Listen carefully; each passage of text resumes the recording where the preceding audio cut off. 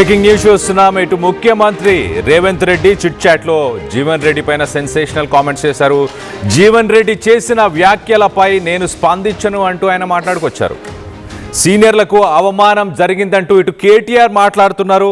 వాళ్ళ పార్టీ నుంచి సీనియర్ నేతలు ఎందుకు వెళ్ళిపోయారో గుర్తు తెచ్చుకోవాలి అంటూ ఇటు ఆల నరేందర్, విజయశాంతి, ఈటలకు వీరందరూ బీఆర్ఎస్లో ఏం ఎదుర్కొన్నారు, ఆ పార్టీలో ఏం జరిగింది, పార్టీలో చేరిన పొన్నాల లక్ష్మయ్య ఇప్పుడు ఎక్కడున్నారు అంటూ సెన్సేషనల్ కామెంట్స్ చేశారు. ఇటు బీఆర్ఎస్లో పార్టీ నేతలకు జరిగిన అవమానం గుర్తులేదా, కేటీఆర్ సిగ్గు లేకుండా మాట్లాడుతున్నారు అంటూ ఇటు కాంగ్రెస్కు రాజీనామా అనంతరం సీఎంపై జీవన్ రెడ్డి సెన్సేషనల్ కామెంట్స్ని ఇటు రేవంత్ రెడ్డి తోసిపుచ్చే ప్రయత్నం చేశారు. బీఆర్ఎస్లో సీనియర్ నాయకులకు ఏం గతి పట్టింది అనేది గుర్తు చేసుకోవాలంటూ ఇటు కేటీఆర్కి అలాగే జీవన్ రెడ్డికి పరోక్షంగా ఇటు ప్రత్యక్షంగా వార్తలు పెట్టే ప్రయత్నం చేశారు. ఇటు రేవంత్ వల్లే పార్టీని వీడుతున్నట్లు జీవన్ రెడ్డి మరో పక్కన ఆయన ప్రకటిస్తున్నాడు. సో మొత్తం మీద కొంత దీనికి సంబంధించి మరింత అప్డేట్ తీసుకునే ప్రయత్నం చేద్దాం. ఇటు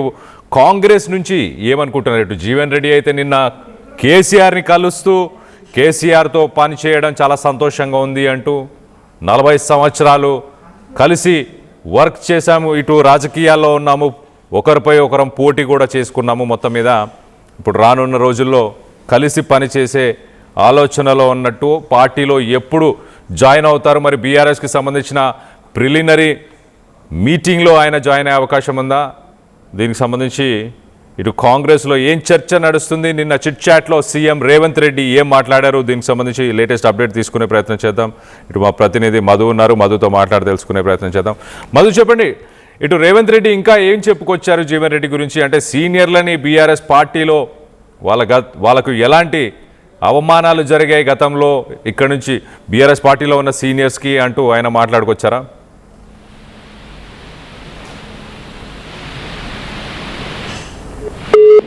రైట్, మరి కాసేపట్లో మధుని కనెక్ట్ అయ్యే ప్రయత్నం చేద్దాం. మళ్ళీ ఇటు ఒక్కసారి మనం చూస్తే కనుక రేవంత్ రెడ్డి జీవన్ రెడ్డి గురించి అసలు మాట్లాడదలుచుకోలేదు, సీనియర్స్కి ప్రాధాన్యత ఇవ్వాల్సిన ప్రాధాన్యత నేను ఖచ్చితంగా ఇచ్చాను అంటూ ఆయన చెప్పుకొచ్చే ప్రయత్నం చేశాడు.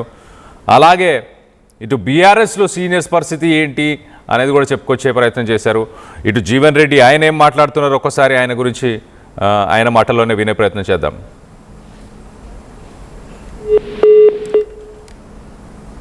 పూర్తి నిలవడానికి అభ్యర్థి చేయడం జరిగింది. దాని ప్రభావం ఒక విధంగా నేను తెలంగాణను వ్యతిరేకిస్తున్నట్టుగా నేను భావన ఏర్పడి 2009లో నేను ఎన్నికల పర్యాయం చూడటం జరిగింది. నాకు 14 పర్యాయాలు బీఫామ్ ఇచ్చిండ్రు. Definitely I feel proud of it. ఏ అభ్యర్థిని కానీ ఎన్నికలు పోటీ చేసే అవకాశం కల్పించడము వారి సమర్థతను బట్టి ఉంటుంది.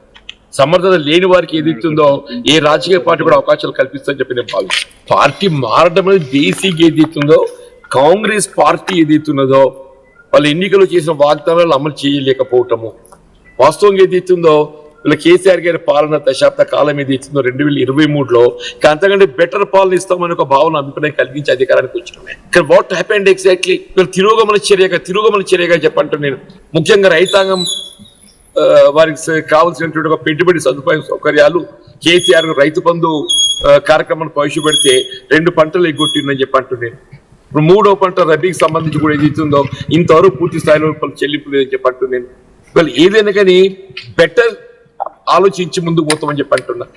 ఇవాళ ఏమైపోయింది, 2.5 సంవత్సరాల కాలంలో కాంగ్రెస్ ప్రభుత్వం ఎన్నికలు చేసిన వాగ్దానాలను నెరవేర్చలేకపోవటమే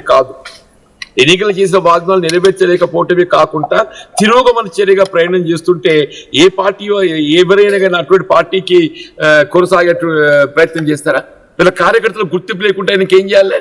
బీఫామ్లు ఇవ్వడం సమర్థులకు ఇస్తారా, ఇప్పుడు సమర్థత లేని వాళ్ళకి ఇస్తారా? ఇప్పుడు ఎన్నికల్లో పోటీ చేసే అవకాశం ఎవరికి కల్పిస్తారండి? నేను 6 పర్యాయాలు ఎమ్మెల్యే గెలవడం జరిగింది. ఒక పర్యాయం 96 ఏదైతుందో ఉమ్మడి ఆంధ్రప్రదేశ్ రాష్ట్రంలో కాంగ్రెస్ పార్టీ కేవలం 26 స్థానాలు అవుట్ ఆఫ్ 294 కలిగి ఉన్నప్పుడు ఏదైతుందో ఐ వన్ విత్ 54,000 మెజారిటీ. మరి ఆనాడు కేసీఆర్ గారు ఏదైతుందో తెలంగాణ రాష్ట్ర ఏర్పాటు ఉద్యమ నాయకుడిగా తెలంగాణ రాష్ట్ర ఏర్పాటు కేంద్ర ప్రభుత్వ ఒత్తిడి తీవ్రలో భాగంగా ఏదైతుందో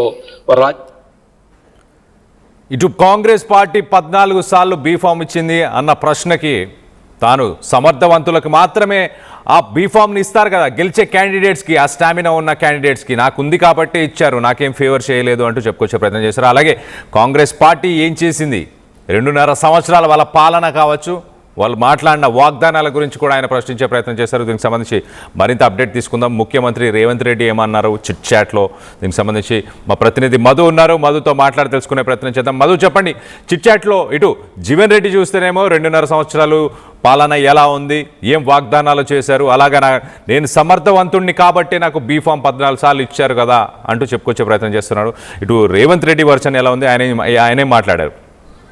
నిన్న సిడబ్ల్యూసి సమావేశానికి హాజరయ్యారు. కాంగ్రెస్ పార్టీకి సంబంధించినటువంటి సమావేశంలో మొత్తం 3 అంశాలపైన ముఖ్యమంత్రి రేవంత్ రెడ్డి ఢిల్లీలో చిట్చాట్ చేసినట్టుగా తెలుస్తా ఉంది. చాలా స్పష్టంగా, ఒకటి మహిళా రిజర్వేషన్, తర్వాత రెండోది డీలిమిటేషన్, దేశవ్యాప్తంగా జరిగినటువంటి నియోజకవర్గాల పునర్విభజనకు సంబంధించి, తర్వాత మూడవది రాష్ట్ర రాజకీయాలకు సంబంధించినటువంటి అంశాలపైన, ఇంకా కొన్ని అంశాలపైన ఆయన రెస్పాండ్ అయ్యే ప్రయత్నం చేశారు. చాలా స్పష్టంగా డీలిమిటేషన్ గురించి ఆయన కాస్త ఘాటుగానే రెస్పాండ్ అయ్యారు. ఇప్పుడు పెంచుతున్నటువంటి సీట్ల శాతంతో సౌత్ ఇండియా, దక్షిణాది రాష్ట్రాలు నష్టపోతాయి.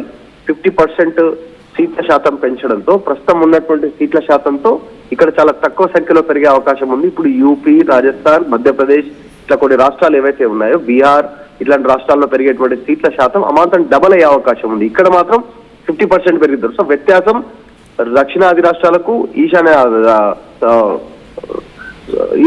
అటు ఉత్తరాది రాష్ట్రాలకు తీవ్ర వ్యత్యాసం పెరిగిపోయి, దక్షిణాది రాష్ట్రాలకు సంబంధించినటువంటి సపోర్ట్ లేకుండానే సొంతంగా కేంద్రంలో ప్రభుత్వం ఏర్పాటయ్యేటువంటి సిచ్యువేషన్ క్రియేట్ అవుతుంది, అంతరం పెరిగిపోతుంది. ఇప్పటికే సౌత్ రాష్ట్రాల పైన తీవ్రమైనటువంటి వ్యత్యాసం చూపిస్తా ఉన్నాయి కేంద్రంలో ఉన్నటువంటి ప్రభుత్వాలు.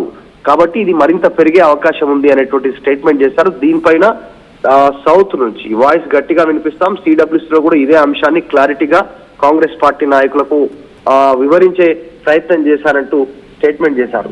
దాంతో పాటు మహిళా రిజర్వేషన్ అంశం పైన, ఇప్పటికిప్పుడు మహిళా రిజర్వేషన్ ఇమీడియట్ గా చేయాల్సినటువంటి అవసరం కేంద్రానికి ఏముందంటే, 5 రాష్ట్రాల ఎన్నికలు ఉన్నాయి, దాంట్లో లబ్ధి పొందాలనే ఏకైక రీజన్ తో చేస్తా ఉంది. అసలు మహిళా రిజర్వేషన్ అనేటువంటిది కాంగ్రెస్ బ్రెయిన్ చైల్డ్, అది కాంగ్రెస్ తీసుకొచ్చింది, మేము వ్యతిరేకం కాదు, కానీ ఎన్నికలను దృష్టిలో పెట్టుకుని తీసుకురావడం పైన మేము క్వశ్చన్ చేస్తున్నామంటూ స్టేట్మెంట్ చేస్తూనే రాష్ట్ర రాజకీయాల పైన కూడా ముఖ్యమంత్రి రేవంత్ రెడ్డి మాట్లాడారు. ముఖ్యంగా జీవన్ రెడ్డి కాంగ్రెస్ పార్టీని విడి బీఆర్ఎస్ చూడడం, రీసెంట్ గా కేటీఆర్ ఆయన ఇంటికి వెళ్ళడం, ఇప్పుడు ఆయన కేసీఆర్ ని కలవడం, లంచ్ మీటింగ్ లో దాదాపు 5 గంటల సేపు సమావేశం అయిన తర్వాత ఆయన చేసినటువంటి స్టేట్మెంట్ పైన ఆయన ఎగ్జాంపుల్ చెప్పాడు. దేశం చిన్నయ్య కానీ, ఆలెండ్ నరేంద్ర కానీ, ఈటల రాజేంద్ర కానీ, ఇంకా మిగతా వాళ్ళ సంగతి ఎట్లా ఉందో మీకు తెలుసు కదా.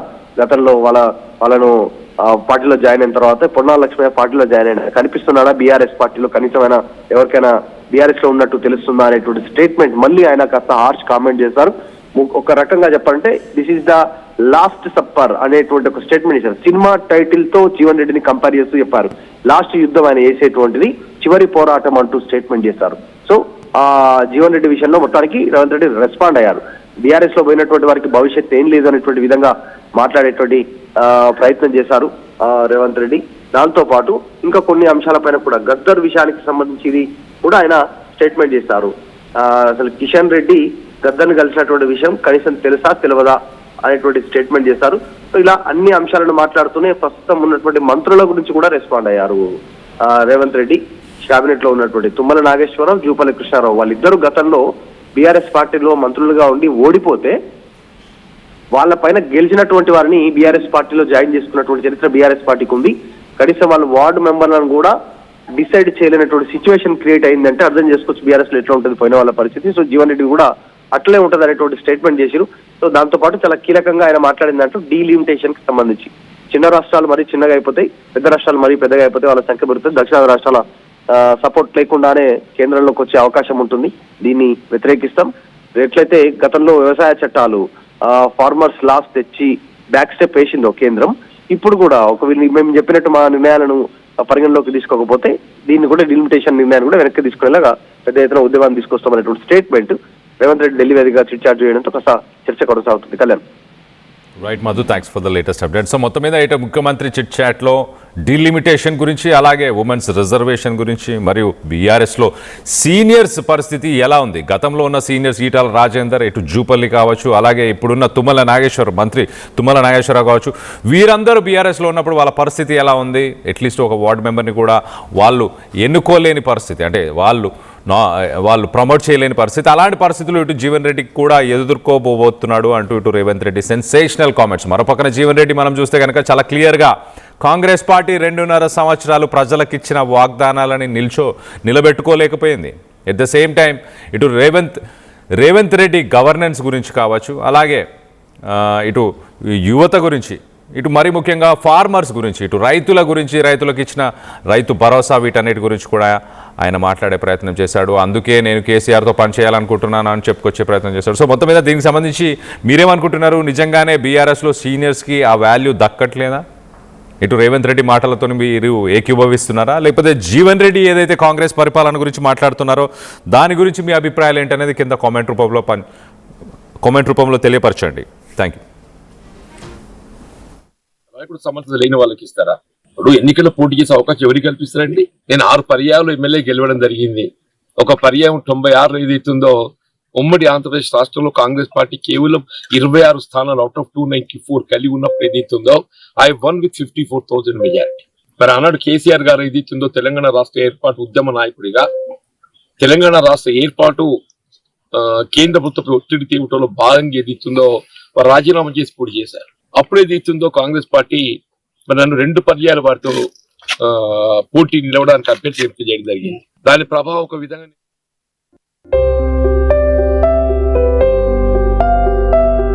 చిన్న చిన్న ఆనందాలు 35 ఏళ్లుగా నా జీవితంలో లేవు. 35 ఏళ్లుగా నేను డైపర్లలో బ్రతికాను. 6 సెంటీమీటర్ల ఫిస్టులా నా మూత్రాశయంలో లీకు కారణమైంది. ఎవరూ నాకు సహాయం చేయలేకపోయారు. ఏఐఎన్యూలో వైద్యులను కలిసే వరకు అక్కడ వారు రోబోటిక్ శస్త్రచికిత్సతో నాకు పరిష్కారం ఇచ్చారు.